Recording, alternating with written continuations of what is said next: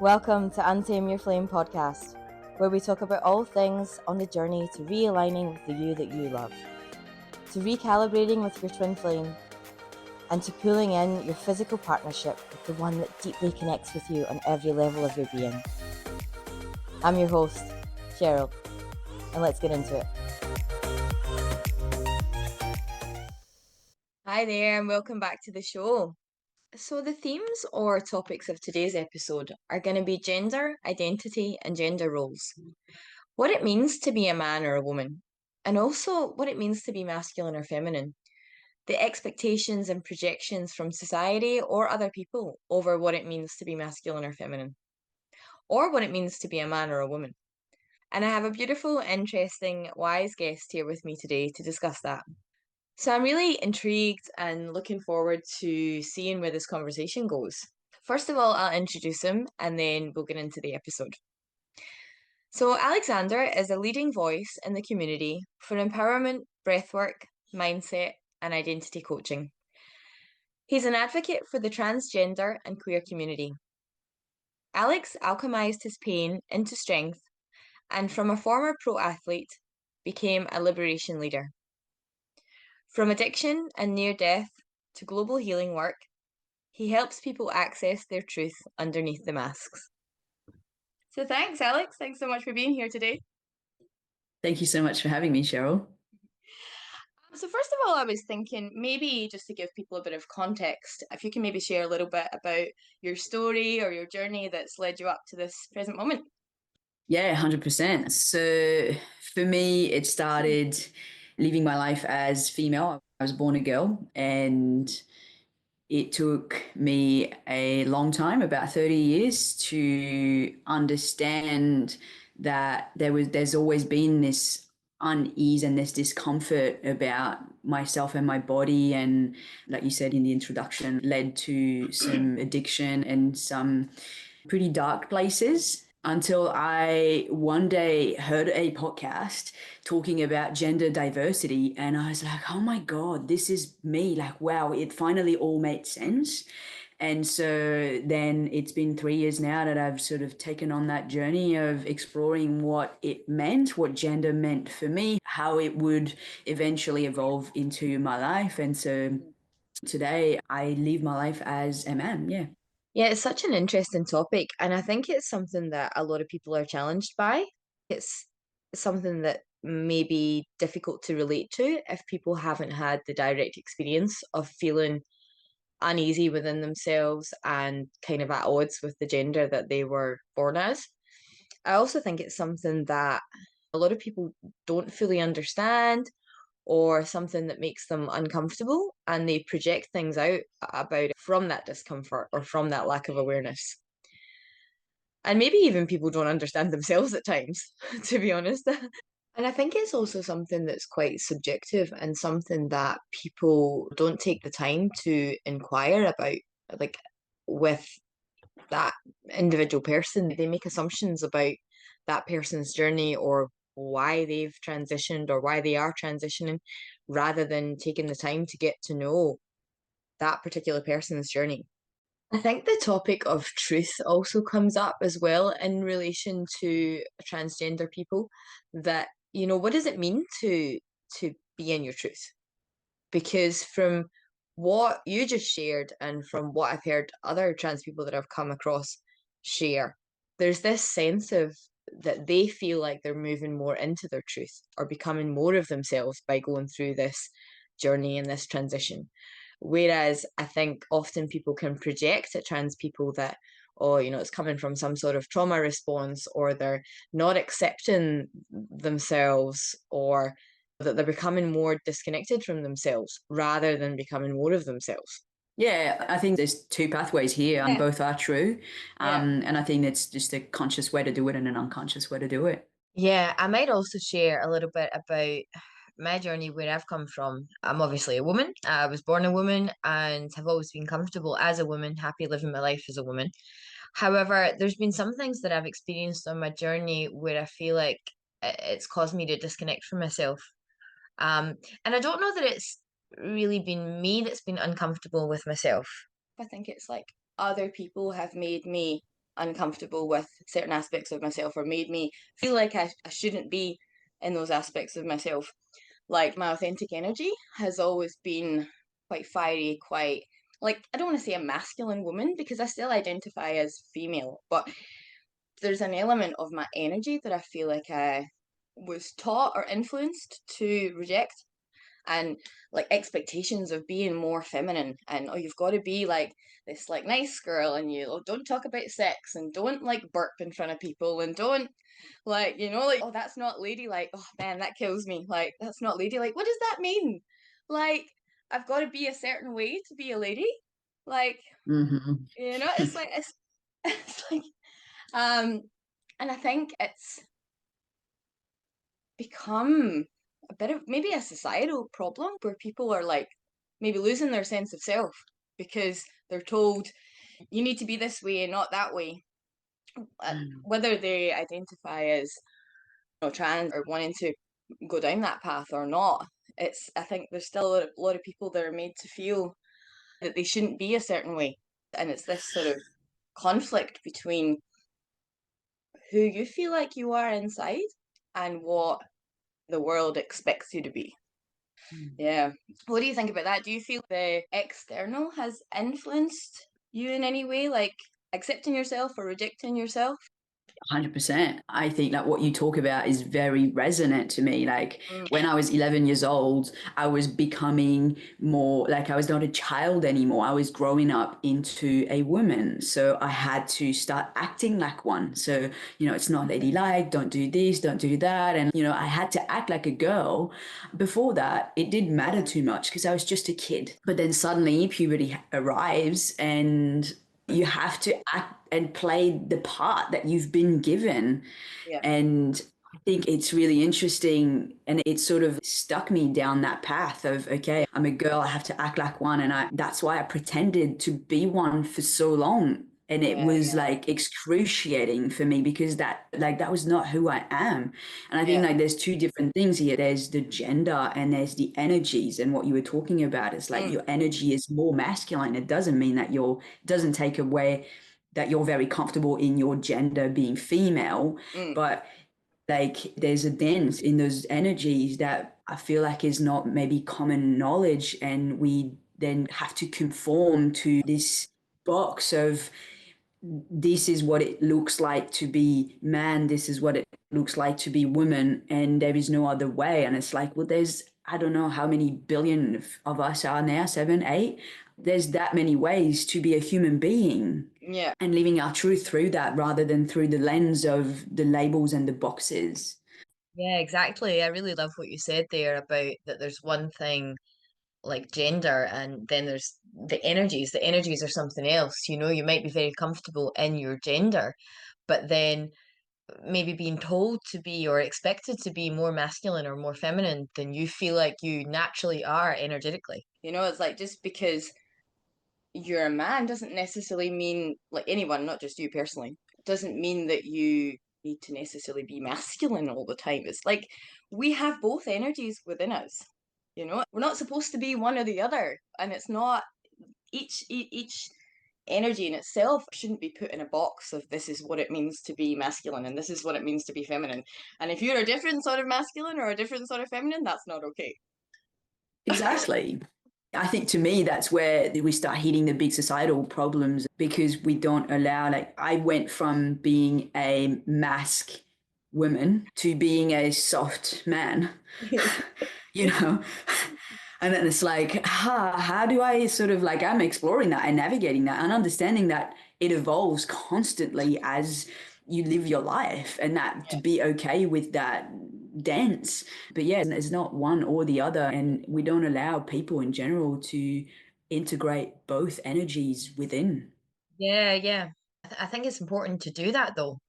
I think regardless of what your gender is or what your dominant energy is, I think it's important to integrate both of those. And actually, I think there's certain times or with certain conversations, certain people that you need to access either one.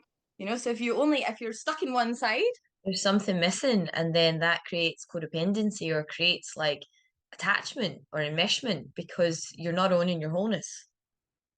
Yeah, yeah, for sure. I think that's when people are not whole, and Yeah, then you're not living your truth. And when you're not living your truth, yeah, you're not going down the path of attracting what's good for you. And then your life starts to feel like it's not your own, and everything starts yeah, to feel a little bit off, I guess. yeah, That's where it starts. yeah. And that's, I mean, I was talking to you yesterday about that, that I feel like there's a few contributing factors why I feel like I rejected aspects of myself, but I do feel like not only have I felt a little bit disconnected from myself at times, I also feel like not owning that fire, that power, that masculine energy within me as a woman has actually blocked me being able to connect with the partner that I'm looking for because I've ended up kind of in the same space as him. So it's like I've ended up in his shadow in a way. And I've seen this pattern of the other woman. There's been another woman. I'm like, why is there another woman in my space? With like several of them. And yeah, I realized a few years ago, to some extent, I feel like that other woman has been representing the part of me that I've been disowning, that I've had to Mm, reclaim in mm, myself in order to access the man. And when I say that, mm. it's not just one body that I'm talking about. This is like an experience that I've had with several vessels of what I see as the same energy signature, the same core man. It's funny. I mean, they say people have a type, but every time I see this, I'm like, that's what I want. Like, you could line them up and, like, you could all be brothers or something. Because whatever I like, you've all got it. But it's not as they can look quite different as well. Like, some of them have blonde hair, some of them have dark hair, some of them have been taller, shorter hair. But I'm like, there's an essence, there's a seed that I've been chasing. Mm. And there's always been another woman there, which has been some Yeah.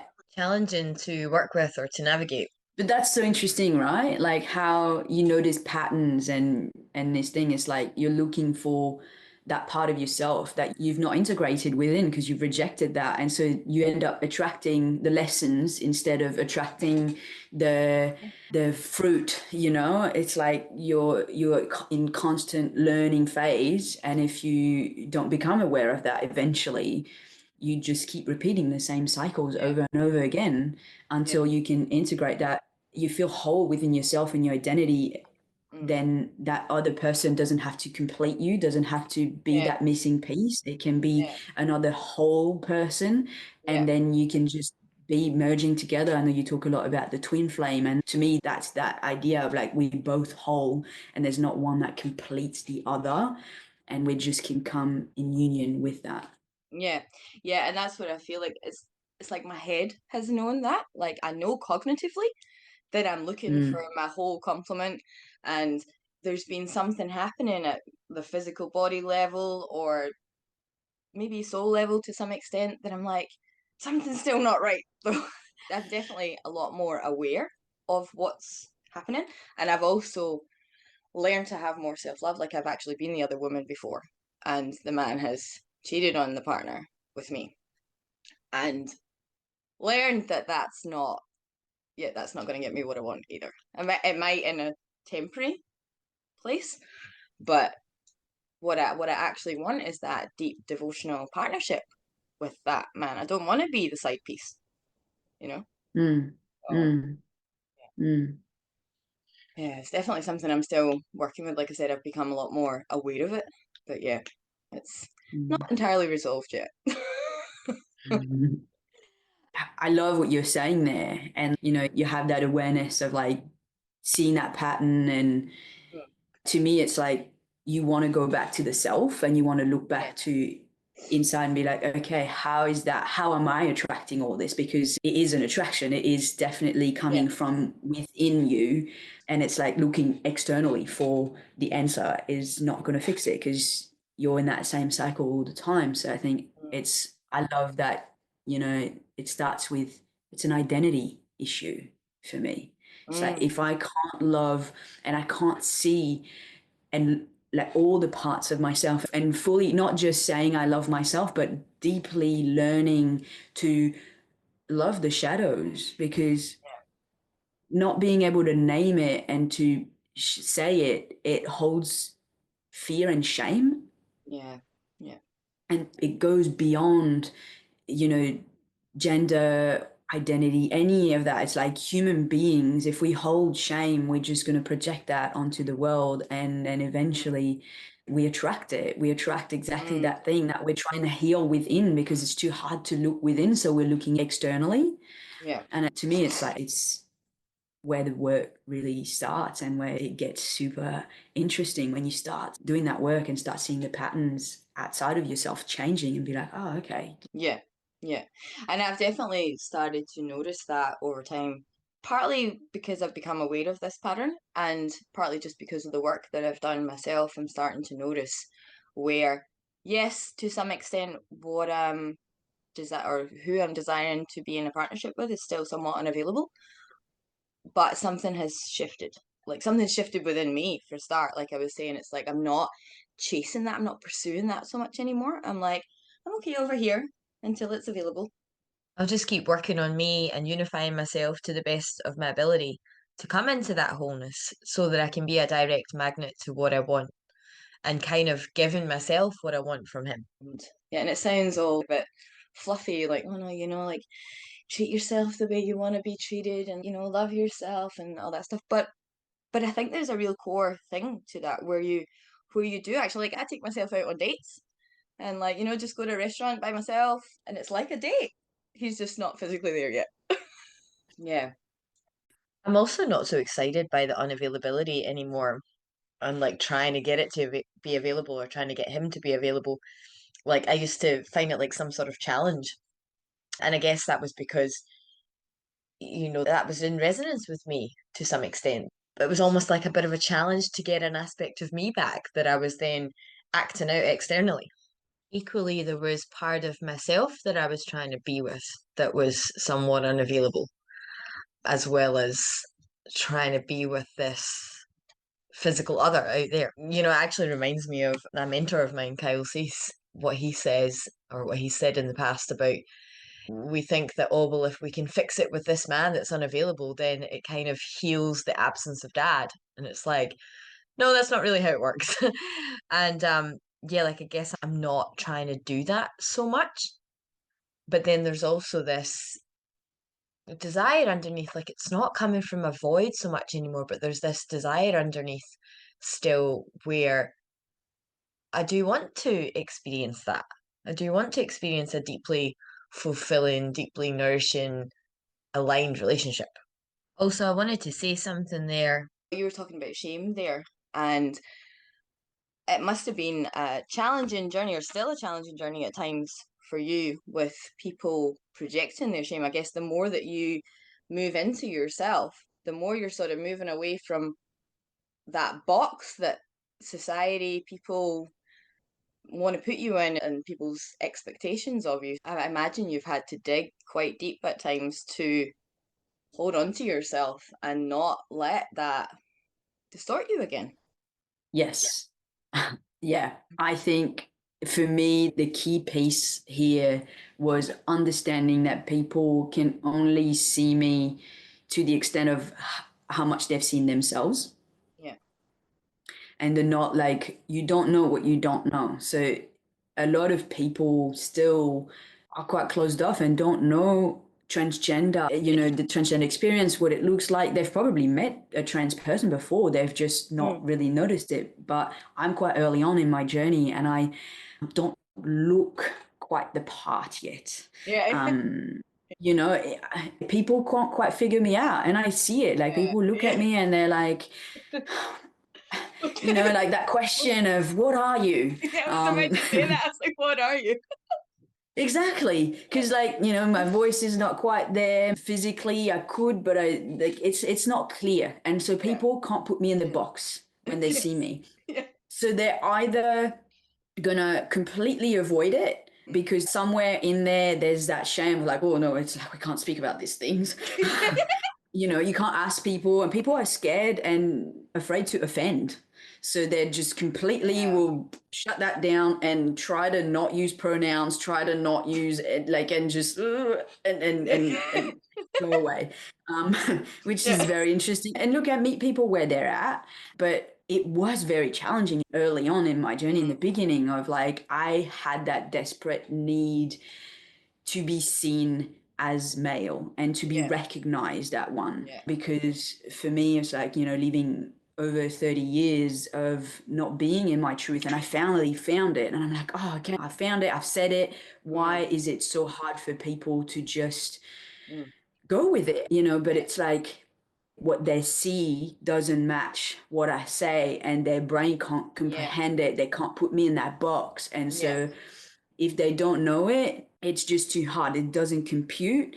And I've learned that it's okay. I've learned that I can either educate, it's never personal. No one wants to intently hurt me. Mm, And I think it really helped me when I I started like asking questions around me and people that are close to me, and be like, and people were saying, but not everybody sees me too. And that's a mm, straight cisgender person. It's a woman that's lived her whole life as a woman and that's completely happy there. And mm. people see Yeah. her as a woman because that's obvious, but people don't see her in other parts of her identity. And I made my gender identity my whole identity. And it's like, well, I'm so much more than that. And so when I put that back into the scale of what it was, Mm, I'm like, okay, that's just one part. mm, But some people see me for who I am in my expertise, like back in the days when I was a horse rider, And so understanding that to some level, everyone is mm, not seen by someone. mhm, mhm, And it has nothing to do with mm, you. It has mm, everything to do with how much has that person met themselves. It takes a while to embody it, but it's mm, definitely been a big game changer in, mm. oh, okay, if someone doesn't understand me, I guess I have two options. I can educate if Yeah. they're open to it. And if they're not, I can just move on. And I've planted a seed, and one day it might serve them. And that's all I can hope for. Yeah. And I've heard it said that there's a different version of us that exists in the mind of everyone. It's like the Cheryl that you Mm, know is different to the Cheryl that the guy that I live with knows, that my mum knows. It's like, which one's me? mm. All of them and none of them? It's a big question, hey, and I think that's where people get lost by the expectations of each individuals around them. You end up losing your truth and your center and yourself, and that's why, to me, it starts with the self. It's like you got to redirect all that energy back Yeah. into you, and ultimately, you know who you are. And if Yeah. someone doesn't like it, too bad, so sad, I want to say. If you like yourself, then that's all that matters. And ultimately, that will attract maybe less people because Yeah. you're not people pleasing anymore. You're But the pleasing right people. yourself, but the right people. Yeah. And over the years, I've learned that quality is way better than quantity. Yeah. Yeah, for sure. And I'd much rather attract the right people than people that love a false self. That and I guess that's what I was alluding to before, that I felt quite displaced from myself for a long time, not in terms of my gender and feeling like I wasn't in the right gender, but feeling like I wasn't being myself. I was like, I feel like I'm running alongside myself. Not so much now, but at one point, and I felt like I was being the identity that other people out there had created for me and not feeling like I was being me, Mm, that I know myself to be. And that's actually what I share at the end of every podcast. It's like returning to who you were in the first place, returning to being who you were in the first place. mm, Oh, like, mm. regardless of the relationship, it's like, I feel like I can like rest in myself. And I'm like, I feel like I'm being me now. It's And I get exhausting. exhausted trying to be something else. Having said that, I do quite like theatrics and acting, but it's like that's a different sort of taking on a different character, you know. That's so different. Yeah. That's so different. I think to me, there's that element of exploration in that. You put on a character, you try it out, and you're like, okay, like, can I explore a part of myself that I'm not allowing to explore in that character of Cheryl in everyday life Yeah. and see how I like it. And maybe I'll have an element of it that I'm like, oh, I like that. I might bring that into Yeah. the Cheryl of every day because I like that thing. But it's like it's a permission of exploring yourself in a way that feels, I think, to the mind a little bit more acceptable. I'm putting on a character, so it's not quite me, but it's Yeah. like that thing. Do you do it consciously or do you do it unconsciously? Do you do it to learn Yeah. about yourself or do you do it Yeah. just because you want to put on a mask and run away from yourself and avoid Yeah. yourself for a moment? You know, there's two very Yeah. different ways to do it. It Yeah. just depends what Yeah. the And intention. I like that, exploring different expressions of self, whether it's just by doing things in life or like, when I started to grow my hair out because it was shorter and I had it like shaved at the sides and stuff, and my hair's all different lengths. So I was like, oh, I might get a couple of wigs and just play with that. Partly because I was like, my hair's a bit of a mess. But it started to become a thing. And now I've got like 30 wigs and I go to calls sometimes with like blue hair. It's great fun. And like just watching people look at me like, are you okay? What is like they're so confused. They're like, what is that her real hair? Like what like This and is so fun. yeah, it's great fun. Or even like when I said about doing things in life, I've been pole dancing for the last year. And Mm. I noticed things coming up for people with that. Like one of the guys that I live with, he's anytime I mention pole dancing, he's like, like like you're like my daughter, and you're like dancing in your underwear, and I don't know what to do with that.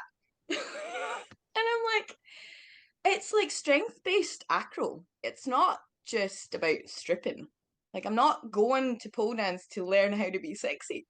Like, you know? Yeah, again, that's the stereotype, right? It's Yeah, like straight away pole dancing is attached to a sexual activity. And yeah, so then when you mention that, he's sexualizing you and that's yeah, not where he wants to go. And yeah, so he's like, yeah, oh, yeah. I can't do that. Put that over there. Yeah, And that's again, that gender thing of like a woman has to be desirable to the man, has to be sexy for, and if yeah, she's doing that, then that means you can't do it for the self to be explored, to be able to explore your body, or like you can do it for a million different reasons. yeah. Yeah, and that's what I've Yeah, said to him. it's I feel like I'm kind of defending that at times because, like, not that I need to, but there's a part of me that's passionate about, I'm not going to pretend that there's not a sexual aspect to it, but I'm like, that's not why I'm doing it, you know? Like, I don't want to, like, if it wasn't for strippers, that wouldn't be a thing, an activity that I could do as a, recreational activity. However, yeah, and like you said before, for me, it's kind of exploring a different aspect of myself that I don't necessarily take out in public. Not because I'm yeah, ashamed of it or because there's anything wrong with it. It's just a different safe space to be something else in a way. Not that I'm getting yeah. taken away from myself, but yeah, Well, there's a time and a place for everything, right? But also, like, there's something really interesting about what you saying. You said, I'm not doing this to be sexy or to learn how to yeah, be sexy or to be sexual or something like that. And it's like, what if you were? Are you not allowed to explore that too. your sensuality Yeah, and your sexuality and what it means to feel good and sexy and hot in yourself yeah, without yeah, having yeah, to turn that into a it doesn't have to be charged. yeah, yeah. It doesn't have to be for anyone. It can be because you want to feel good and pleasure Mm, in yourself. And mm, that's what we've forbidden women to do. And it's so interesting, hey. And men don't allow themselves to explore that either. And whether it's a man or a woman, I feel like that's the issue with situations like this. It's like the friend of mine that's sort of projecting this at me or uncomfortable with me. It's like, where are you uncomfortable with elements of you? It's nothing to do with me, 100%. I'm showing you something that you're Yeah, yeah. uncomfortable with in yourself. And it's funny because he knows that stuff. He's done heaps of training and stuff, and he always talks about, when you point the finger, there's three pointing back at you and stuff. He knows that cognitively, but he still kind of acts it out at times. And Yeah, yeah. but I think to me that's where like there's a difference between knowing and embodying Mm, the thing. You can know all of it, but it's quite challenging when the trigger comes on to Yeah. be able to go, hold on, Mm, like recognize it first as a trigger and not being mm, caught up in the thing and be like, oh, hey, this is triggering me. Let's look at why. yeah. Yeah. It's like I want you to be different rather than look at why I'm triggered.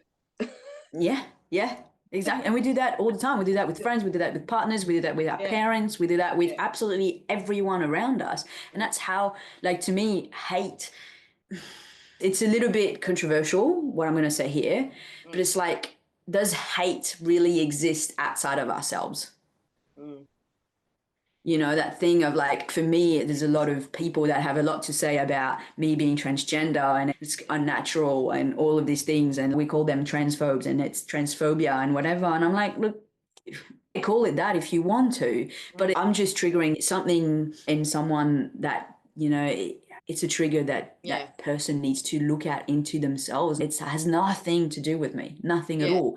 But then people start bringing in, you know, religion and all that crap, and it starts getting very confusing. But it's like, if you didn't hate yourself first, then you would not project. You might not understand my path, and that's Mm. completely okay, but then you'd ask questions Yeah. like you did, Yeah. instead of like, you were, oh, okay, like tell me more about this, instead of projecting and being like, you're wrong, you shouldn't Mm. exist, you know, there's kids around here and I'm trying to turn people into something that, like, I'm like, wow, It's like messed it up. goes, it messed up, but it goes really, really, really far. Like, Yeah. me being online means that I'm exposing myself to people saying things like, you know, there's kids around here, you're going to term them trans. I'm like, oh, yeah, sure. Because there's so many straight and cisgender people around me, and that didn't turn me straight or cisgender, you know, like, based on that theory, it doesn't work. You know what I mean? And people go really, take it really, really far.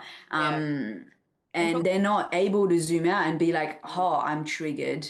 This mm. is what's happening. Yeah, they're quite mean at times, as in like nasty. Yeah. 100%. Like, you know, some people get killed for it. Like, it does go really far. Yeah. It's the same as the racism with black people. It's the same, like the minority and people that Yeah. do live their life that stand out and Mm. can be, as a safety thing, it can be really risky, but I refuse to bow down to that. Yeah. Yeah. Yeah. And like the way that I look at it as well, it's like if you're happier in yourself and you feel more connected to yourself, what's the problem? It's got nothing to do with me or anyone. Yeah, exactly. Like it's your life, it's your experience. Like mine or anyone else's opinions about it. It's kind of just opinions. Exactly. Like, But when people are unhappy in one department and one area of their life, and you showing them that there's a possibility for happiness in that area, mm, then there's that thing of like jealousy, that wishing that, like, yeah, I want that, but I can't have that for myself. And instead of how can I have that, it's just like, oh, fuck you. mm, mm, And it shows it's so many different things, and that's why you feel like you might have not been able at some point in your life to be that fiery woman that you are, because yeah, someone rejected that at some point. yeah. Oh, you're too sexual, or you're too this, or you're too that, or like, why it's inappropriate to be that way. Like it's even like with the guy with the pole dancing. It's funny because we've had a few parties and stuff around here since I've lived here, and I get called either Regal Cheryl or Feral Cheryl. And I'm like, I personally, I love both of them, and I feel like I've been watching that, what society would term feral in a woman and other women, Mm, and I'm like, I want to own that. Like, I look at some of the posts that Victoria Bardovich posts, mm, and I'm like, oh, like like it's such a breath of fresh air just seeing yeah, someone just own it. I'm like, I want to own that. yeah, Not because I don't want to be but like the Regal Cheryl as well, I want to own all of it. 100%, and you're allowed to. And I think like being able to have these conversations, it gives permission to people to be like, hey, I can too. Like, if that Yeah. person is living freely, is truly happier, Mhm. then there is this thing of like, I can as well. Yeah. And no matter how much hate there's around, that's why I'm here today, being Yeah. able to be visible and speaking about it. But the journey was long, you know. I didn't want to be here because it felt too hard. It felt like I could never Yeah. be happy. It felt like I was going to lose my family and all of this. And, you know, the moment my parents, it took them a while to sort of get on board Yeah. with the whole thing. It was hard for them, and I understood that. But I Yeah. think the moment they saw me truly happy, I'm just energetically, I'm calmer, I'm Yeah. just at peace. And they Yeah. were like, well, we can't deny that. It's Yeah. obviously the Yeah. right thing for you. It's the Yeah. answer. And ultimately, that's what we want. We want you to be at peace. We want you to be happy. Yeah. Yeah. It doesn't matter how it looks like.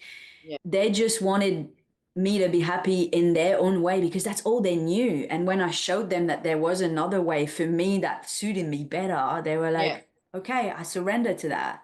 But I Yeah. had to fight my way into showing them that this was my way and their way was not my way. Yeah.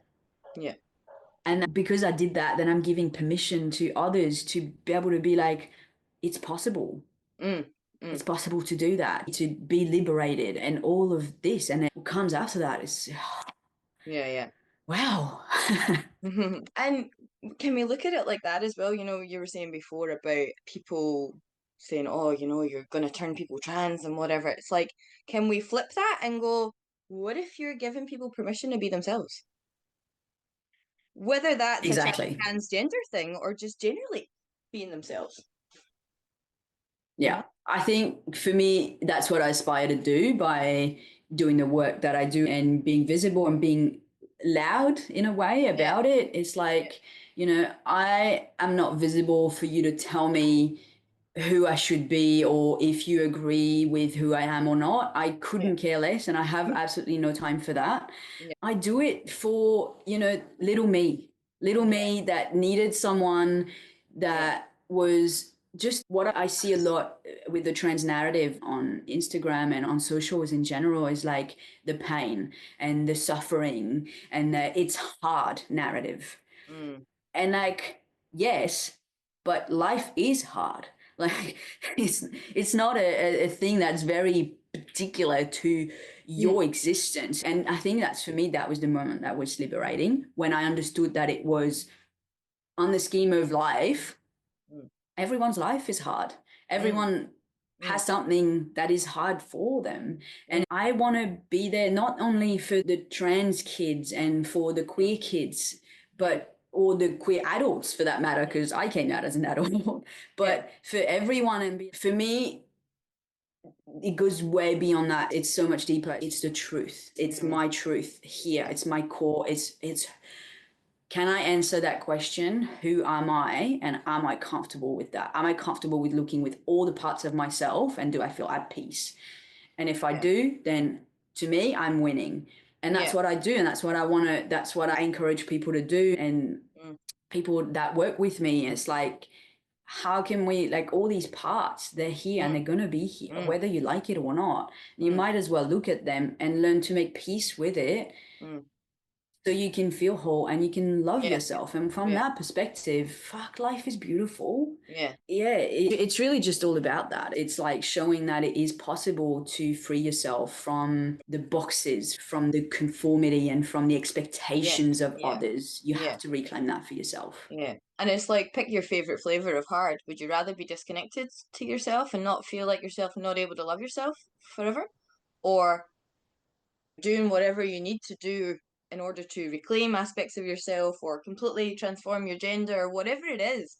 It's like, yeah, Hmm, I feel like 100%. I, that's what it all comes back to in the end. It's like you're the only one that's with you all the time, you know? yeah, So, yeah.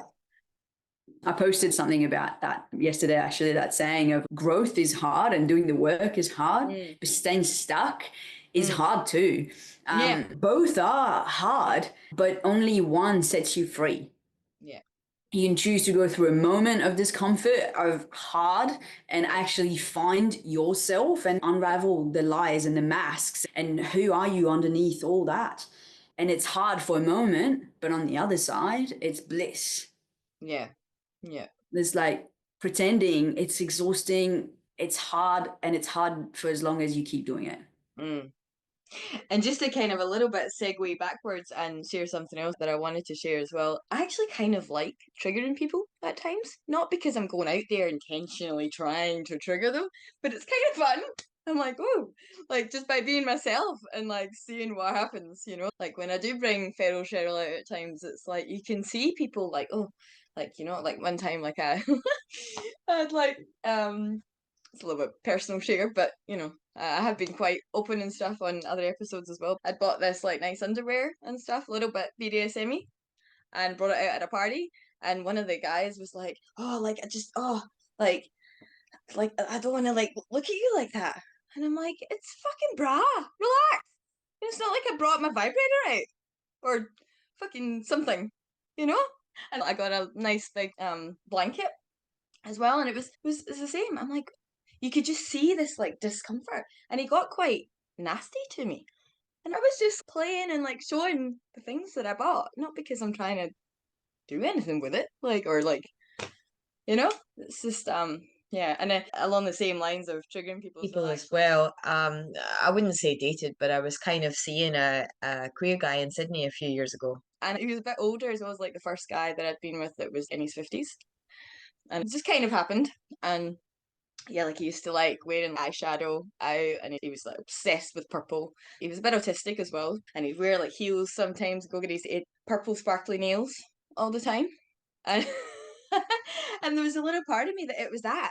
I was like, I don't know that I'm necessarily attracted to you, but I just admire your I don't give a fuck what anyone thinks. I'm gonna get my purple nails done and I'm gonna be me. And Mm. you know, when I was out with him in public, you could see people looking at us like, what is that? Like, are you together? Is that your dad? Are you like, well, what is that?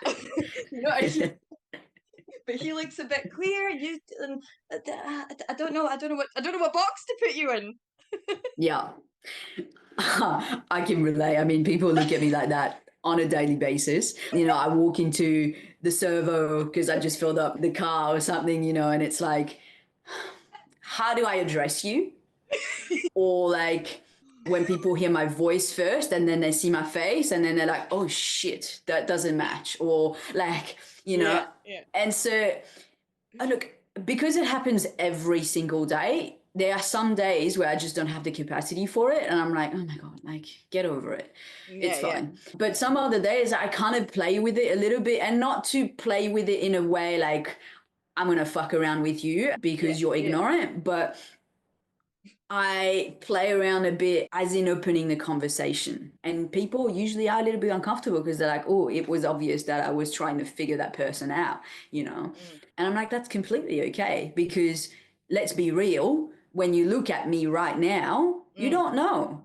And that's yeah, okay, yeah, you yeah, know? And I have to be okay with that too. I did a lot of work to be like, right now, it's fair. You just yeah, don't know. yeah, And I have to accept that and be honest with that. I yeah, recently did a thing of like, I'm not a man yet. I'm a teenage boy. I'm in the growing phase, you know? And it's yeah, like, I have to be okay with that right now. But I love it because it gives me an opportunity to either open up a conversation or just open people's mind yeah, if they're willing to just do and be yeah, like, huh, people don't all look the same and that's yeah, okay. Even if that's all they got and they didn't even get to the identity stuff and gender stuff and all that, but just like, oh, some people just look and sound a bit different, yeah. but they're still nice. That's okay. Like, you know? Yeah, and I think a lot of people are actually well intentioned and they don't want to offend you. They don't want to be mean. Yeah. They are genuinely like, I'm not really sure what box you fit in at the moment. Yeah. Yeah. But I got comfortable opening the conversations because that doesn't exist in my body anymore. That discomfort of, I don't know, and I'm uncomfortable with how I look right now because it's not right. And the shame underneath all that, you know, it's like once that disappeared, I was like, I can open up the conversation and actually help people figure it Yeah, out. And it opened up some really beautiful people were like, oh, wow, like I had no idea. Thank you so much for opening that up and sharing. And it's like people are well intended most of the time, like yeah, 100%. I've not really met someone that was so ill-intended that I felt really, really unsafe. Like on internet, but it's so easy to be behind a screen. But in person, Yeah. because I'm at peace, I'm comfortable in my body. So there's no threat, there's no charge. And so there's not that energetic response that's going to Yeah. happen. And most of the time, people just are like, oh, okay, not my thing. That triggers me. Okay, bye. And they cut short and they run away. Yeah. Fine. I like, Yeah. at least I've sparked something, I've opened something up, Yeah. I Yeah. planted a seed. Yeah. And like, yeah, triggering people is what I do on a daily basis. Yeah. Yeah. And I love that. It opens people up. I think Yeah. Yeah. that's how we start. Yeah. Yeah. Yeah. Yeah. So that, and I think it's important that anyone is comfortable with these things. Like the more we accept ourselves and the more that we can lean into those conversations, I think that does actually help people understand and help people raise their awareness and sort of meet you Mm. And you know what because I've noticed is it brings people together. It doesn't separate people. Like difference does not separate people yeah. if you're not ashamed of it, if you're not afraid to embody it and integrate it in your being. Mm, Difference does not separate people. mm, The shame does, the not living your truth does, mm. but ultimately when you're whole and you integrate all these parts of you that you might not like and you think the world might not like because someone told you they don't like it Yeah. one day, and so Yeah. then you that meant to you that one person doesn't like it, so the whole world doesn't like it. Yeah. It's Yeah. like that's not true. That's Uh, not true at all. And the more you actually feel whole within, it actually brings people together, and that's when you yeah. get to attract and connect with the right people. Yeah. Yeah. Whether it's your tribe or whether it's a partnership, it's same but different. The more you're being 100%. yourself, the more I heard someone say it, something to the effect of if you're not being yourself, you can't love who you're supposed to love. And it's that whether it's a partnership or whether it's having your tribe around you, it's yeah, you attract that by being you, whatever that is, you know. Yeah. And yeah, I wanted to actually, it's funny you touched on the boy to the man thing because I wanted to bring that up actually, and like how there's these expectations of what it means to be a man and you traversing that ground of learning how to be a man. I found that quite fascinating actually. You said something on the video about people might not watch all of this, and I actually did watch it, and I'm like, that's really interesting. You saying how you feel like a bit of a teenage boy at the moment, and or you haven't grown up as a man physically. So there's a kind of rite of passage that you haven't gone through from a biological gender perspective. 100%. Yeah, 100%. To me, that was a missing piece that I didn't have until quite recently. I think it was unconscious there the whole time, yeah, but it was like, look, I've always said to joke, I look like a 14-year-old boy, I look like a teenage boy. And I do right now. Like, I shopped in the fucking section of the teenage boy because it was like I needed masculine or male clothing, but yeah, the men clothes didn't fit me yet. yeah, yeah, And so I joked around that a lot in the past 2 years, but I've not actually stopped to see yeah, what it meant. And yeah. like, I'm learning. I don't know. And it's a funny thing about the gender roles and all that because Mm, I've been taught what it means to be a girl grown up as a woman because mm. that's like been drilled into me. But Yeah, I was never able to embody it because it felt so wrong. So I never felt that. And that passage of growing up from being a child into adulthood mm, as a woman, I didn't have that mm. because I didn't feel it in my body. And then I didn't also grow up as a boy into a man either. And so it's like I'm doing that right now and I'm actually present with it and embodying Mm, that. And so I look around and I'm like, I have no idea. Because like for a long time I rejected my identity because I looked around and I was like, if men are this, I am not that. I mm, don't want to be that. So I don't want to be a man. And so that was very conflicted for me as well. I was like, huh, okay, interesting. And then I met a few men that were conscious, like healthy masculinity and embodied and then I was like, huh, okay, there are other versions. There's not mm. just the toxic man out there. There's Yeah, another version. So I was like, yeah, okay, I can go with that. So I'm going to be that. yeah, But I'm like, I need to learn how do we go to that point and all that learning and that exploration of how do I want to stand and trying to like, it's so funny, the gender roles, right? It's like now because I say I'm male, I do this to myself. I'm like, oh, I have to sit like that. I have to walk like that. I have to speak like that. And like all these things. And I'm like, oh my God, another box. This is freaking exhausting. And I Boxes was of like, stuff. oh. It's like I left a prison of being a woman to go into another prison of I have to be the right kind of man to be Yeah, accepted by society. yeah. You know, otherwise I'm this freak. And I'm like, oh, fuck, I don't care. I just want to be myself. Like, just let me be. I'll figure it out and I'm just going to be me. But like, it's that deconstructing the roles, the expectations. And so, yeah, I'm learning at the moment how to, I guess, how to be a man, growing up into being a man. But in a way that feels right and true to Yeah, me. yeah, And that's like that missing piece that I had before. And I think that what felt a little bit not quite aligned of me saying I'm a man, mm, because I had that idea I have to embody yeah, that. And like, I can't sit with my legs crossed and I have to do this so people see me as a man. And I'm like, oh, mm, okay, interesting. Like, mm, um, yeah, yeah, mm, very interesting. But yeah, I'm yeah, learning and my body's changing, you know, hormones are changing, the yeah, way I react to things are changing. So it's a learning thing. And it's like you said before, can I have fun with that?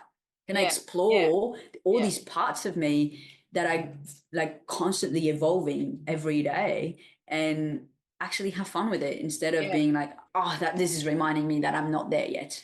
Because like yeah, people want to be there, people want to be somewhere that they're not. And it's like, well, you're always going to be chasing something and you're never going to be present in this version right now. How can I enjoy and love this version right now? yeah, yeah. And imagine that's the point. It's like you've been trying to be present in yourself. Hence why you've been going through all these changes because I'm trying to get to presence, not trying to get away from presence more. 100% exactly. And that's also what we do often in relationships, right? Like we see a potential and we want to be that version of us, like the couple or the thing, that partnership that we can see possible. And it's like, but you're not appreciating and growing in this version that you're right now. So you're actually never going to be that one. Mm, mm, And so that forever chasing and not actually embodying and being present and learning to love the version that you are right now. mm, mm. I think there is something to that to some extent though, because I feel like sometimes people don't feel like they are. Like I think before you get to the point that you feel like you are embodying your present self, it does feel like a bit of a chase to get there. That's what I felt anyway. When I met Mm. the man that sort of activated me, catalyzed my initiation process, I didn't feel like his equal at that point. I looked at him like you're you're aligned with a more whole, more authentic, more embodied version of me from where I was at the time. And I was as much chasing that as I was chasing him. I wanted to be, Mm, felt like I was behind the eight ball of my present self. mm, So I think to mm. some extent there is a little bit of a journey to, or there can be a bit of a journey to presence. But then, yes, to get further along that path, we do have to accept ourselves in the present. You And it can't wasn't, run away from who you are right now. no. And in a way, actually, I also did that because I was with what was aligned with me back then as well, and didn't realize it till later. I was like, ah, I was kind of with my counterpart to some extent, but that matched me at that moment. And I was looking at my counterpart in the future. It's Mm, mm, not that I'm not enough as who I am or whatever right now, but in order to see that as like the compliment to me, I need to become that version of me. I need to become a reflection of his divine feminine, not for him, but for me to attract that. I need to be the version of myself that is with that, you know? So I often use like the staircase analogy for that. It's like I was on the right staircase already, but I wasn't on the right step of the staircase. I had to kind of walk mm. the steps to get to a more, I don't want to say divine reflection because the other one was divine in that present moment, but a more authentic, more now moment reflection, more present reflection with who I actually am and who I was in the first place, rather than this present moment reflection. Does that make sense? Yeah, yeah, 100%. And I think like that's a beautiful dance between the growth and the desire and the constant like I aspire to become the best version of myself every Yes. day. And yet I'm also going to be real with who I am right now. I'm not trying to run away from it and become that person straight away because I can't. There's the learning steps in between and all the situations, whether they're partnerships, friendships, anything that comes into my life right now is helping me grow and learn and get to that point. It's like Yeah. that delicate dance between the two. Yeah, and that's what I noticed that I tried to do at the time. I tried to take a flying leap from my partner at the time to be with this other guy, and was like, oh no, I actually have to step myself up to, to get to that rather than take a leap. Like I had to go Yeah, through. it's like you want that, but you're not ready for it yet. Yes, yes. And it doesn't mean that you never be ready, but it's like I've got to give myself the time that Yeah, it needs. And I think it's a difference from chasing, yeah, like that chasing energy of, I want to be that. It's like, yeah, you will. yeah, Can you be this right now? yeah, yeah, yeah, yeah. Mm, We were also talking before the episode about the shadow, the dark feminine and the dark masculine, and mm, the soft masculine and the soft feminine. I wanted to bring that in a little bit as well. And just before we go into that, I was going to say what you were saying before about, what you're supposed to be as a man. It's like, why can't a man sit with his legs crossed? I've seen biological men sit with their legs crossed. What does it mean? Like, why can't mm-hmm. you be more of like a soft, nurturing, quote unquote, feminine energy man? Doesn't mean you're less of a man. And actually, I've often been attracted to those men that have like a really grounded, nurturing, sort of fatherly energy. Not like from a daddy wound, but I mean just a divine masculine, a healthy masculine, being able to protect and provide and hold space and stuff. Those are the types of men that I've been attracted to. Rather than that I see Mm, my friends like really attracted to kind of like what I see is a bit kind of toxic men, or overly masculine, kind of aggressive, dominating men. And part of why I feel a bit of a repel to that is because I think it creates a bit of a clash with my energy. Because I'm a Leo, I'm a fiery woman, and I think when I come up against a man that's also in that energy, it's like there's a of like trying to be in the same space. Whereas I feel like when I come across more of like an integrated man or a man that has more of those nurturing qualities, there feels like there's a bit more balance with my authentic self and him. mm, mm. This is such an interesting topic. Um, And I'm going to share a little bit of the reason why, like the cross-legged thing comes up or came up for me anyway, because I feel like it's a good story and it's also a good Love a good educational story. of what goes on. So the thing I get a lot from people that don't agree with the transgender agenda or things like that, yeah, is that um, I don't biologically have a penis. Yeah. So I can't be a man because that's all a man is. Anyway, and so that's the thing that comes up a lot, right? It's like you're not biological man, you'll never be a real man because a real man has a dick. And so to me, being able to cross my legs, like it gives away, because that's the thing, it's a program that runs unconsciously in the background, right? If I cross my legs, it gives away the fact that I don't have a penis Right. biologically. And so I'm comfortable because it doesn't hurt me crossing my legs, right? And so then it gives away my gender identity and it gives away that I'm not a real man. And that's the Yeah. programming that I've become conscious of. And I'm like, wow, that's really interesting, right? Yes. It's like, no, I gotta look manly, I gotta look like I got a dick. So anyway, that's the funny story behind the thing. But is it funny though, or is it not? You know, it is a little bit funny, It's but funny when also you tell the like, story, the way you tell the story. look, it's funny, and it's like I got to laugh about this because I can't cry about everything, right? Yeah. But it's also like behind this, it's like wow, the programming runs so freaking deeply Mm, mm, that I go to that extent of having to think of it will give me a way mm. if I sit a certain way or if I, you know, like it's crazy, Yeah. right? Yeah. So yeah, that's the little Yeah. segue into that. But I think Yeah. that the dark and soft in both energies they exist. Like feminine and masculine energy anyway exist Mm, in absolutely everyone. One is more predominant, I guess, than the other. And mm, it's irrelevant to your biological gender. I've always had more of a masculine energy because I'm more of a doer. If we mm, understand energy as it is, like mm. the masculine energy drives their action, there's more of a doing, and the feminine energy is more of a flow and of Yeah. a presence.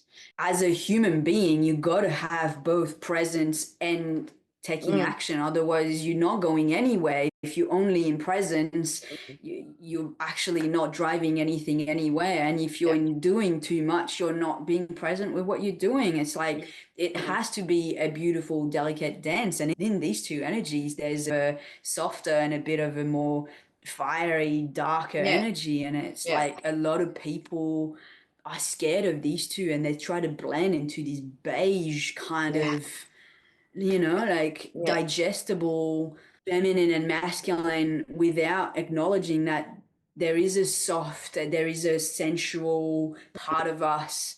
There is a more like that dark feminine is fucking powerful, Yeah.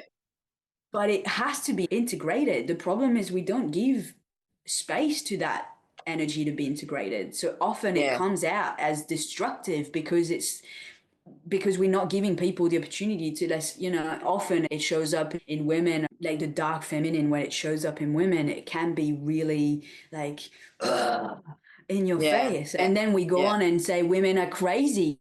Yeah. Well, are they, or Yeah. are they just trying to express and explore themselves? And like when you're exploring Yeah. something you don't know, you're going to take it too far and you're going Mm. to play with and explore it Yeah. until you're like, oh, okay, yeah, this space in Till here it and that dark balances. energy feels right and I can integrate Yeah. that within Yeah. myself. But if we keep rejecting it, it's never going to Yeah. be integrated. The same for Yeah. the masculine and the feminine. And I think that's It's actually been something that I've been quite hungry for within myself at times and recognized out there, like I said, in some other women. It's like this, like I want to own that dark feminine and I want to play with that polarity. I feel like for a while, not so much in recent years, I feel like I've kind of moved out of it in recent years, but I was kind of in that beige space for a while, digestible. And I'm like, I actually don't want to be that. That doesn't feel like me. You know, it's like I feel comfortable as a woman, but there's been this pent up energy inside me that's like I just want to like let it out. You you know? become unexpressed. Yeah, yeah, Just like numb everything out, everything becomes a bit dull and a bit ugh. yeah, I yeah. don't And I have a feel like word for it, really. that beige space influences attracting the right relationship as well. Like because you're in. I mean, it's funny because what I'm about to say both sounds like a bit of a middle space, but there's a difference between hanging out in the beige space and hanging out in an integrated space with both your energies. Oh, Yeah. yeah. You know, both of them do sound like this in between space, but yeah, like you can have strong polarity and strong energy and access to the full spectrum. Mm, yeah. I think it's like we keep circling back around these themes, which is so interesting, right? Because it actually is so simple. And we make this thing like so complicated and it's intricate because there's so many different elements of it, but it's so simple. Are you conscious? Are you unconscious? Are you integrated? If you're integrated, you're conscious of it. If Mm. you're beige, you're unconscious. Yeah. And like, it's always these two things of like, how much presence have you got and how much awareness have you got with what's happening? It's like, so And different. you were saying something about that fiery power and stuff as well. And I feel like that's kind of what I lost with rejecting, not to go into too much of this backstory, but like I didn't see my biological father from about the age of 6-ish to 26. And just before that, like a few years before that, when my mum and dad separated, I was kind of suggested, I was taught in a way to reject my dad within me. And I feel like it's like Mm, I rejected my entire masculine energy to some extent, all wrapped up with that. I rejected my power essentially. And it's been, that's funny because, you know, I think I said at the speaker weekend that we met, what I talk about and what I share and what I teach is the twin flame stuff, but it's kind of not as well. Like my brand is called Untame Your Flame. Like that's about coming back into your power, really. That's what those words say to me. Reintegrating your fire, reigniting yourself to your authentic beingness, And yes, that's along the same path as integrating your inner twin flame and then attracting the right divine sacred partnership. But it starts with you first. And that's what I always bring it back to with people. I always say, like, whatever it is out there, it's about healing your relationship to you and coming mm, back into who you were in the first place. Like the man will be available to you, or the woman will be available to you, or whatever it is, when you're who you were in the first place and you're present. mm, And a lot of people talk about or think that their union is somewhere off in the future in linear time. And yes, to some extent, it might take time to get there. However, the union is in the now moment. It's you getting back to presence with yourself, to me, anyway. And mm, that's where, like, that's what I found difficult because whilst different representations of what I want to be with has shown up unavailable, it's like I've still felt kind of tangled up with them a little bit. And that's what's been challenging because I felt like I'm kind of with you, but I'm not with you. Because I have been, to make my point, I have been connected to my authentic feminine energy. So that part is connecting with them. But then because I've been disconnected from my authentic masculine energy, for example, there's been another woman in his physical life. So it's like I mm, felt a bit like I can't be with you, but I can't be without you because there's part of me that's connecting with you, and then there's part of me that's not, which has felt challenging at times. mm, It's not been so mm, easy to just walk away. Oh, you're with someone else. It's been like, no, but I feel like I'm not entirely separate to her. mm, mm. Yeah, this identity stuff, when you come back to the self, like it is intricate Mm, on so many different levels because there's so many areas of us.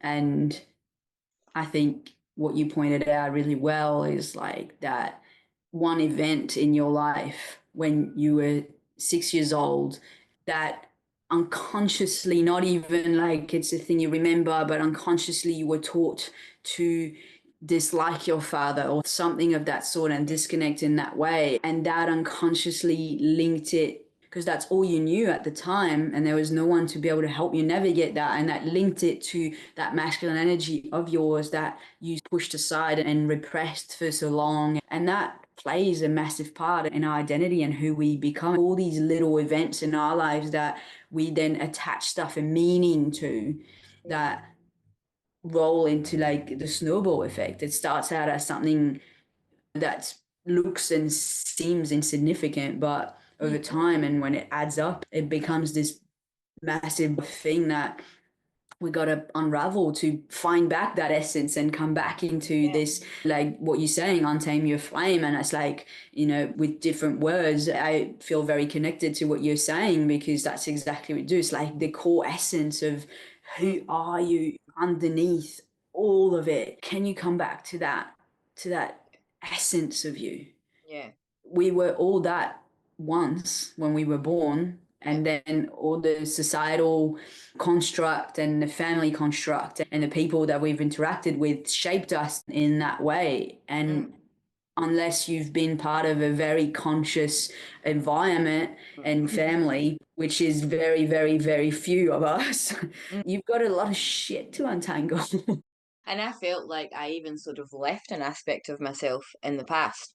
And another part of me sort of kept going. And it's almost like I've had to rescue this piece of Mm. me from like 20 years ago that's been hanging out there and bringing that back to the present moment. And I feel like that's where there's been a bit of discontent with the present for me because, like I said, I haven't felt like I've been being my present self. It's like I feel like the more that we can come into that where we were to begin with, I feel like it's easy to be content there.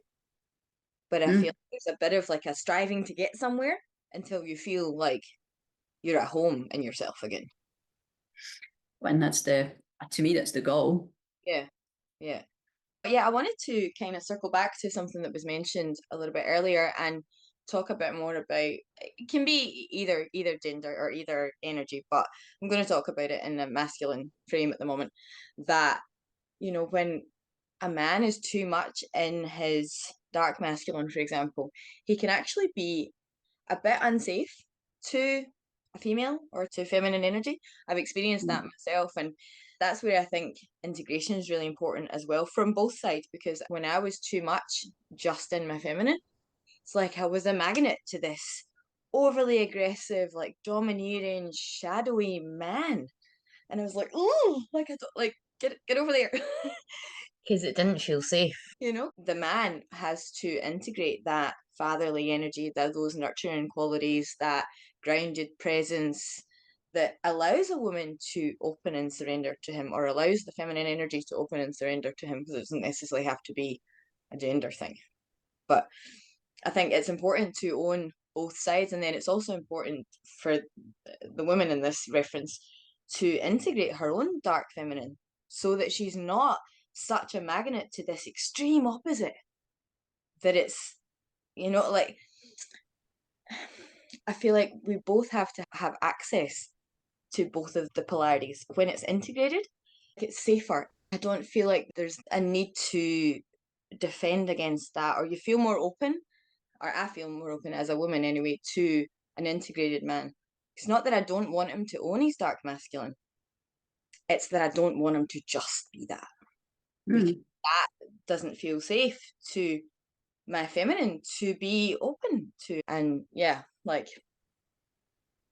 be penetrated by in terms of allowing him into my space. Mm. Like, yeah.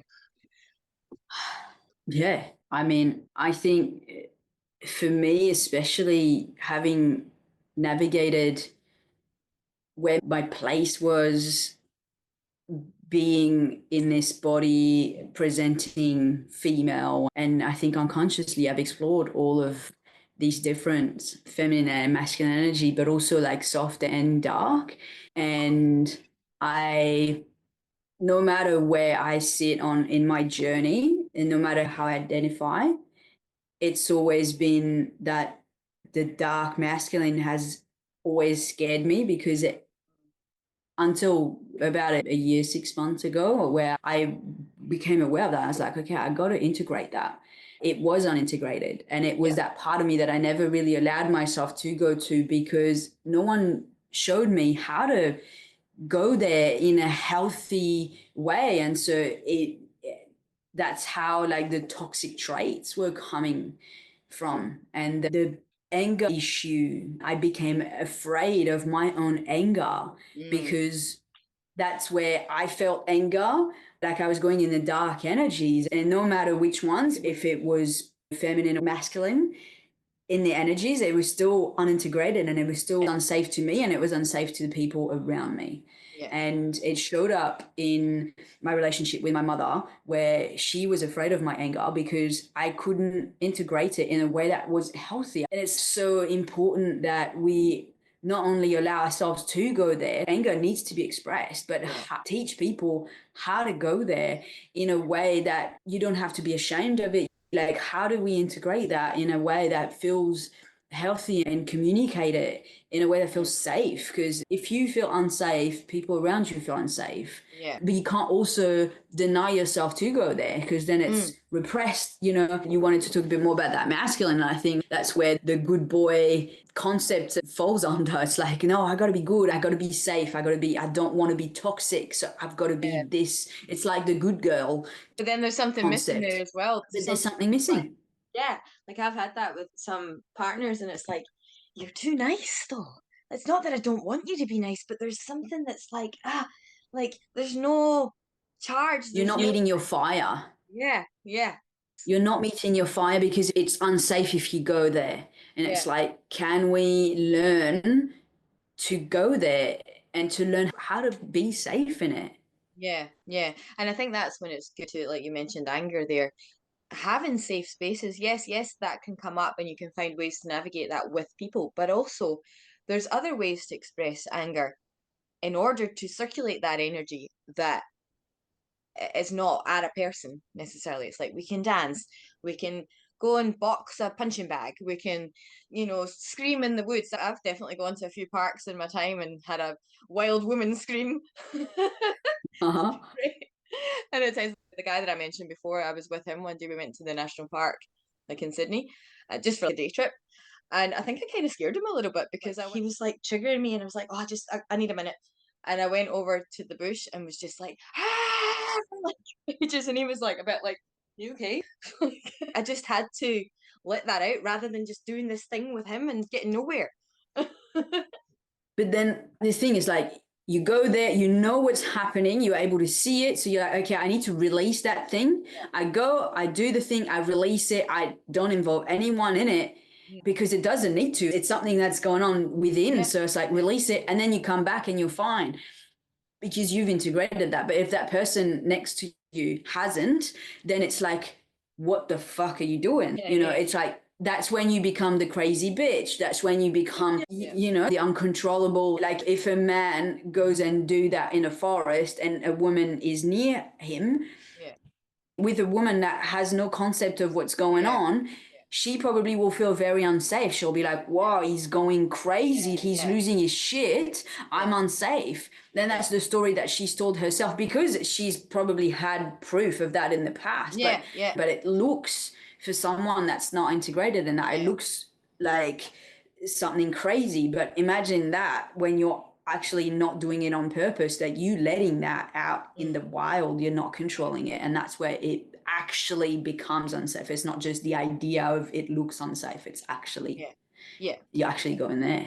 Yeah, and that's the difference between what's actually unsafe and it looking unsafe. I feel like Mm, someone, even when I'm at now, I would look at a man doing that now and be like, yeah, get it out, get it up, come go. on.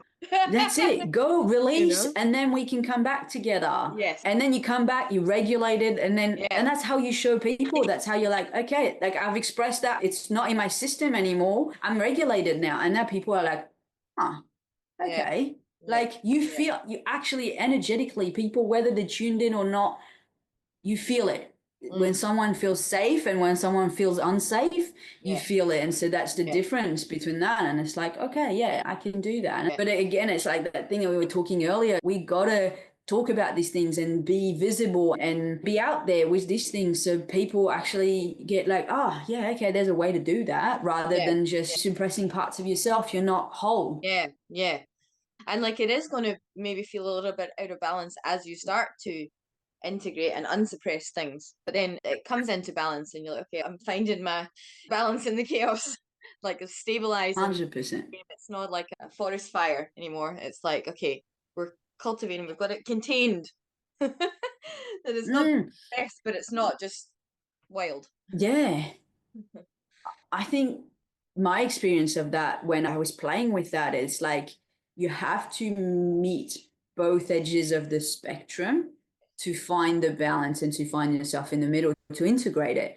And so you have to go to the raging, uncontrolled energy, whether it's like the dark femme, the dark mask, like whichever one it is, you have to go to the uncontrolled and to the extent of the ugliness of it, and you have to go to the softest part of it to be able to go, how do I integrate that and what does feel good in my system that I can flow Yeah, and feel authentic and aligned with. yeah, But it's like you have to lose yourself to be able to find yourself. There's no other path. yeah, And it's better to do that with someone that has an idea of it and can contain that range rather than like doing it on your own is a little bit scary for sure. yeah. And it can feel scary to people around you too. Yeah, yeah, I think that's why community and support and connection and stuff is so important because, yeah, Mm-hmm. it gives you those spaces to explore things where you're not by yourself and you can learn from other people as well. And something I was going to say there as well, I've sometimes used like what I've attracted externally as a bit of a gauge of finding my balance as well. Because, like, right at the start of this sort of conscious journey, like, I've been somewhat on what I talk about as a twin flame journey and ascension journey, initiation path my whole life to some extent because I feel like I've been haunted by this energy signature since my dad, like trying to connect. Mm, But consciously, I've been sort of navigating this journey for about 10 years when I met a particular form of that. And at that time, I think to some extent I had access to both sides of myself, but they were unintegrated. So I was getting that reflected out there as well, where I had an overly like nurturing, fatherly, grounded man that I was like, gimme, gimme, gimme. Like, I want that. Like, I want to like exchange energy with you. I want to be, can I just sit beside you? Because like you feel really good to be around. And then off the other side, I attracted like my unintegrated shadow and a man that was like, you need to surrender and step up and stuff. And then there was this like sort of incongruency in his words because he was saying that on the one hand, and then he was like, but I want to worship you as the goddess. And I'm like, say what now? Like, you want to worship me and you want me to open to you, but then you're like, surrender and step up. I'm like, that's not the way to mm, get me to surrender. That's not the way to open my feminine energy to you. You're making me go, get away from me. mm, mm, mm. you know? So I think, yeah. But when you can bring those two together where there's not a suppression of that strong, fiery, powerful man, but it's Mm. integrated with the one that can hold space and can be nurturing and can create the safety. I think that's the goal. That's the sweet spot. Yeah, yeah. Cool. Well, I think we're kind of coming to the end here. I mean, we could probably talk for another like 5 hours on this, but people will probably tune out after a couple of hours. So, yeah, I wanted to maybe ask if you could share a little bit about what is the work that you're doing these days, and if someone wanted to work with you and or connect with you, how do they do that? Yeah, so the work that I do is really based on it comes back to identity. How do we find you underneath the layers of shaping that's been done by the external world? So I do that through a lot of different somatic practices. What I do a lot is breath work and I integrate that with mindset so we connect mind, body, and soul. For me, that's really as a whole, holistically, how can we integrate all of that into your life right now? So that's mainly the work that I do. Due to who I am and my path and my journey, I work a lot with queer folks in general. And that's really what I wanted to do, give people a space to be able to do that work Mm, with someone that knows and understand and sees them for who they really are underneath all that. But I've also worked with so many, like, yeah, this work is for anyone. So that's what I do. You can find me on social media, Facebook, Instagram, YouTube. I've recently started a TikTok. I'm not sure how I feel about that one yet. mm, But yeah, playing around with that, but under Alex Transcend, this is my name. So yeah, that's the across all platforms. That's how you can connect with me. yeah. And yeah, Just you mentioning TikTok there as well. That's where my actress has been coming out a little bit because you can do these like miming videos and put them to a sound, like to a voiceover. So I've been having a mm, lot of fun with that. yeah, good, awesome. Yeah, I don't know how I feel about it. Yeah, I'm like, Yeah, oh, I think Instagram's kind of the way. Like, yeah, Facebook, but I feel like a lot of people are connecting and following people on Instagram these days. Yeah, for me, it's mainly Instagram. And then from there, you just directed to like when I got offers and stuff like that, group containers, I do one-on-one and group. So that's where I direct people to the right pages to get more information. Yeah. I'll put a copy of your links and stuff in the bio of Yeah, the episode as well, so people can yeah, amazing. find you. Well, thanks So so much, good. Alex. It's been a really good discussion. Yeah, I wasn't sure where it was going to go today, but we've covered quite a lot of things. Yeah, yeah, it was really exciting. Thank you so much for having me, Cheryl. It was amazing. Yeah, you're welcome. Thank you. Thanks for listening, everyone. If you got something out of this episode, be sure to follow or subscribe on Apple Podcasts or Spotify so you'll be notified about new episodes. Also, I would love if you take the time to leave a review, especially if you listen on Apple Podcasts. This will help more people gain access to the golden nuggets of wisdom on the path back to really being who you were in the first place, and some great insights on overcoming challenges in relation to your divine counterpart. If you really got something out of this, take a screenshot of this episode on your phone and share it on social media. And share in the post what it was that you loved about this episode. What was your big takeaway? And if you tag me at Untame Your Flame, I'll be sure to reshare it. Thanks again for listening, and I'll see you all on the next episode.